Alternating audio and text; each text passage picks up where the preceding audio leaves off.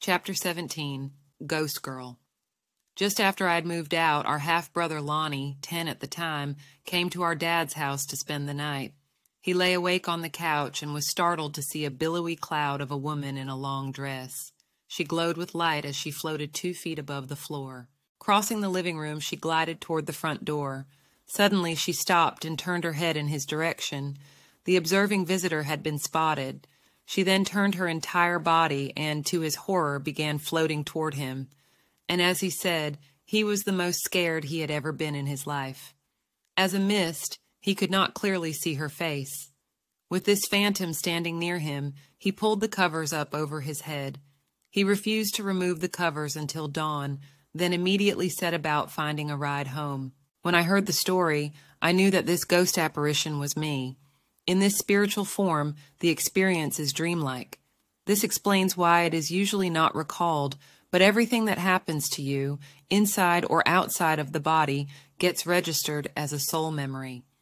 On this particular night, I had gone to sleep upset and unintentionally astral projected myself back home. I appeared in the living room with the breezeway to the kitchen at my back. The prevailing thought that I must leave here was directed ahead of me and pulled me forward. In the astral, you go where you think to go.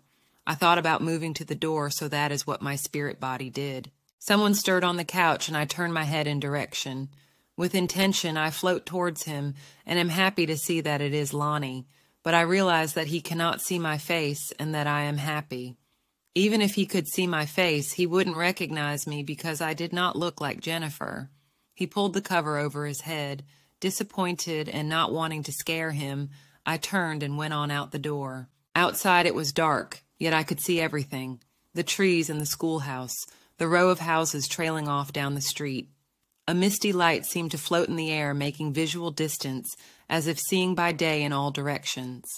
Depth of color was gone, as one would expect, with each object in shades of gray.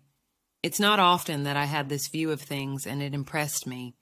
I paused to enjoy it for a moment and can still see it in my mind's eye. Lifting off, I went upward at about a 45-degree angle, clearing the overhead of the porch. At about 20 feet, I lost cohesiveness. As I lost cohesiveness, I lost what consciousness and visual ability I had. The last thing noted was passing over the church across the street, headed home at lightning speed through the atmosphere.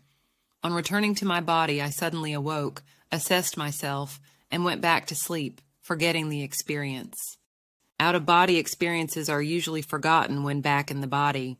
Yet, sometimes these memories are recalled in a very dim way, and if you don't sit and focus, it disappears.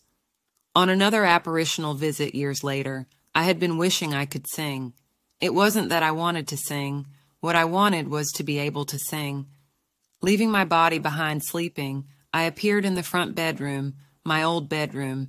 2 of our friends were alone in the house, and they heard me singing, "Ah," up and down the scale. Sneaking into the hall, they listened, and after a moment the guy quips, "She don't sing that good." The woman said, "Shush, she will hear you. You'll scare her away." I had indeed heard them and felt insulted, so I left. I clearly remember this. I know where I was standing. I remember how I was singing, and I remember the conversation in the hall. It is one of my more vivid out-of-body memories. Around this time, I had yet another out-of-body experience. Judy had broken up with her boyfriend and moved back into our dad's house. She was single and threw a wild birthday party long into the night. Wearily, a young man crashed on the couch. Little did he know the strange visitor he would soon have. Spiritually, I again entered the front bedroom, my old room, facing the street. Absent-mindedly, I floated down the hall toward the kitchen. Passing the living room, I spotted my hapless victim on the couch.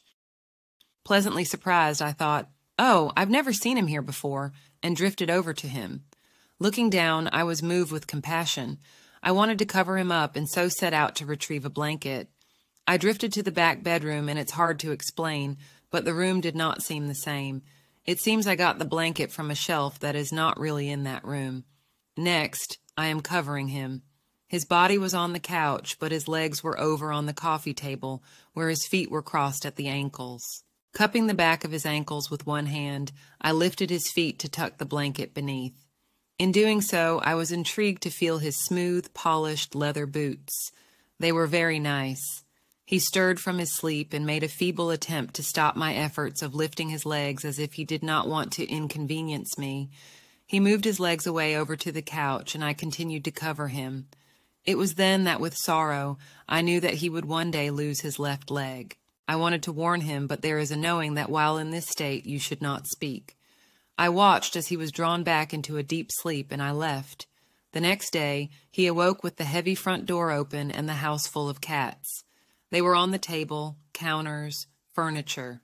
He had been startled awake as one stared down at him from upon his chest. He began shooing the furry intruders out of the house. Recalling his vision of a lovely girl with long, light-colored hair and wearing a long, old-fashioned dress, he asked Judy about her.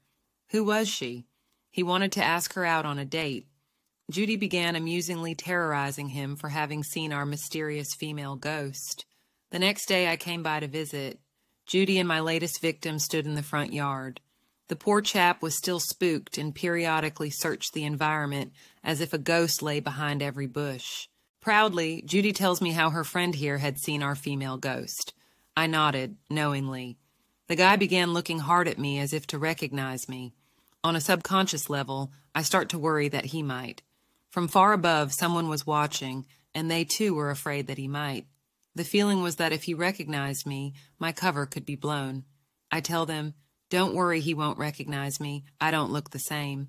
As he continued to search my face, my confidence began to wane. Seconds ticked away until finally he shook his head as if to say, "Nah. See, I told you," I said to those observing from above. There is a splitting of awareness between two realities, as if living two separate lives and being two separate people. Myself as Jennifer is never fully aware of my other existence, neither as this spirit woman nor my interactions with aliens. If you are enjoying this book on audio, please give it a like, leave a comment, and share. And as always, stay curious.